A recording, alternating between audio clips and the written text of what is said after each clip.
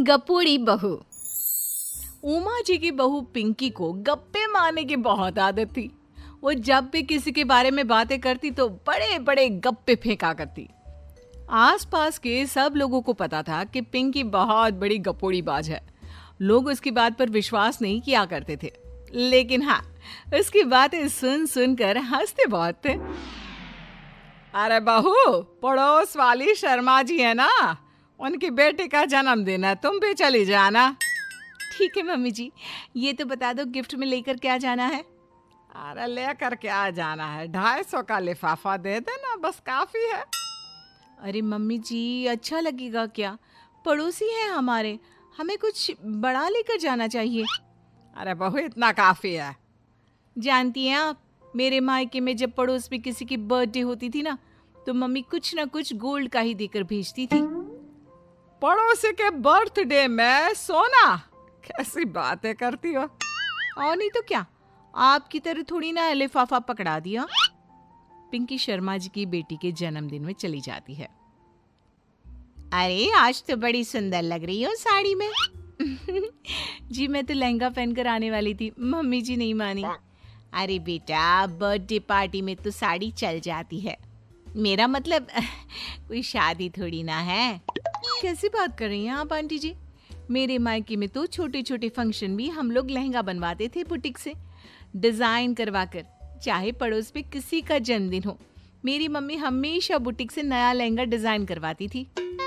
मैंने तो ऐसा कहीं नहीं देखा, ये तो तुमने आज बड़े कमाल की बात बताई। अरे जाने दीजिए, कोई बात नहीं। और बताइए, आपकी बेटी नजर नहीं आ रही? अरे भाभी, मैं यहाँ हूँ, ये देखिए मेरा ड्रेस कैसा लग रहा है। ठीक ही है, मतलब बर्थडे के हिसाब से थोड़ा हल्का है ना। अरे भाभी, इतना सुंदर गाउन पहना है मैंने। मैं ना शादी से पहले अपने बर्थडे पर हमेशा जरी वाला लहंगा पहना करती थी, यही मैं तुम्हारी मम्मी को भी बता रही थी। इसके बाद केक काटने का प्रोग्राम शुरू होता है। सब लोग इकट्ठे हो जाते हैं। शर्मा जी की बेटी का केक देखकर पिंकी से रहा नहीं जाता। उसके अंदर का गपोड़ी बाज बाहर निकल कर आ जाता है। अरे इतना छोटा सा केक! अरे बेटा, मेहमानों के हिसाब से ही है, जितने लोग इतना बड़ा केक। आंटी जी, कम से कम 4 या 5 मंजिल वाला केक तो बनाना चाहिए था। आपकी बेटी का बर्थडे रोज रोज थोड़ी ना आता है। मेरे बर्थडे पर हमेशा पापा 4 केक बनवाते थे, सारे केक 4-4 मंजिल के होते थे। वहां पर सारे लोग उमा जी के मोहल्ले के ही थे और वो पिंकी के गप्पे मारने की आदत से अच्छी तरह वाकिफ थे, इसलिए सब लोग उसकी बात सुनकर हंसने लगे, लेकिन किसी ने पिंकी से कुछ नहीं कहा। यार कोई अच्छा सा प्लेटफॉर्म बताओ जहां से मैं डेली का अपना और अपने फैमिली का खर्चा निकाल सकूं और उसमें ज्यादा इन्वेस्टमेंट ना हो। ठीक है, मैं तुम्हें एक ऐसा बिजनेस बता रहा हूं जिससे तुम अपना और अपने परिवार का खर्चा आसानी से निकाल सकते हो और अपना छोटा सपना भी पूरा कर सकते हो। उस बिजनेस का नाम है यूटैग बिजनेस। तो आज ही स्क्रीन पर दिए नंबर पर कॉल करो। एक दिन सुबह सुबह पिंकी ने अपनी सास से कहा, मम्मी जी, मेरे मम्मी पापा मुझसे मिलने के लिए यहाँ आ रहे हैं। अरे वाह, ये तो बहुत अच्छी बात है। उनके आने की तैयारी करो, अच्छा अच्छा खाना बनाओ। वैसे कब तक आएंगे? मम्मी जी फ्लाइट से आ रहे हैं, कल शाम को 4 बजे की फ्लाइट है। फ्लाइट? लेकिन बेटा, तेरा मायका तो यहाँ से 2 घंटे की दूरी पर है। तेरे मम्मी पापा फ्लाइट से कब से आने लगे? अरे मम्मी जी, आपको पता नहीं है, मेरे मम्मी पापा ना आधे घंटे की दूरी के लिए भी फ्लाइट का टिकट बुक करवाती है। अरे गप्पे थोड़े कम मारा करो बहू, कोई फ्लाइट से तब आएगा ना जब यहाँ पर एयरपोर्ट होगा। तुम्हारी मम्मी क्या उड़कर आएगी घर में? अरे हाँ मम्मी जी, मैं तो भूल ही गई थी।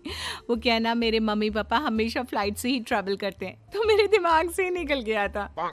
अगले दिन पिंकी के मम्मी और पापा पिंकी से मिलने के लिए उसके घर आते हैं। आइए आइए जी, आपका बहुत बहुत स्वागत है। और समदन जी, हमारी बेटे की कोई शिकायत तो नहीं ना? ठीक से संभाल लिया है ना आपका घर? अरे मेरी बहू बहुत समझदार है, घर का काम बहुत अच्छे तरीके से करती है। बस थोड़ा ज्यादा बोलने की आदत है उसे, आपको परेशान करती होगी ना? बात तो आपकी सही है, उसकी थोड़ा ज्यादा नहीं बहुत ज्यादा बोलने की आदत है। लेकिन कोई बात नहीं, आपकी बेटी दिल की बहुत अच्छी है, बस थोड़ा बोलती ही तो ज्यादा है। पिंकी बेटा इधर आओ, देखो तुम्हारे मम्मी पापा आए हैं, तुमने इनके लिए खाना तो बना लिया ना? वो क्या है ना मम्मी जी, आपसे एक बात कहनी थी। हाँ हाँ बोलो बहू, क्या बात है, डरने की कोई जरूरत नहीं। वो मम्मी जी, मैंने सोचा मम्मी पापा आए हैं तो खाना बाहर से मंगवा लेती हूँ। अरे कोई बात नहीं बेटा, वैसे भी तुम किचन में काम करने लग जाती तो अपने मम्मी पापा से बात कब करती। बहुत अच्छा किया, अब तुम अपने मम्मी पापा के साथ बैठकर आराम से बात करो, मैं अंदर जाती हूँ। शाम का वक्त जैसे ही दरवाजे की घंटी बजी, 3-4 लोग हाथों में खाने की बहुत सारे पैकेट लेकर उमा जी के घर पहुंच गए।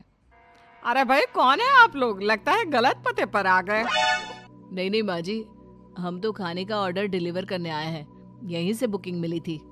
अरे नहीं नहीं, आपको कोई गलत फहमी हुई है, हमारे यहाँ तो 2 ही मेहमान आए हैं। आपके हाथ के पैकेट देखकर लगता है इसमें 50 लोगों का खाना है। माँ जी आपने सही समझा, खाना तो इसमें 50 लोगों का ही है, क्योंकि हमें ऑर्डर यहीं से 50 लोगों का मिला है। अरे लेकिन इतना सारा खाना, कहीं मेरी बहू ने अपनी गप मारने की आदत के चलते ऐसा तो नहीं कर दिया? ये खाना आप रख लीजिए और हमें हमारे पैसे दे दीजिए। अच्छा वैसे कितने का बिल बना है? ज्यादा नहीं, बस 10,000 दे दीजिए।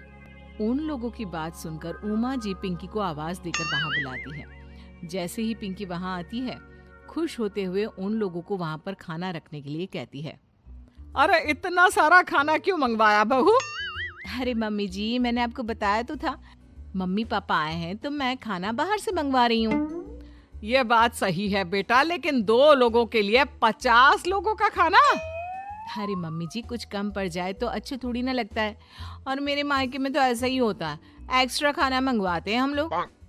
तभी पिंकी के मम्मी और पापा वहां पर आते हैं।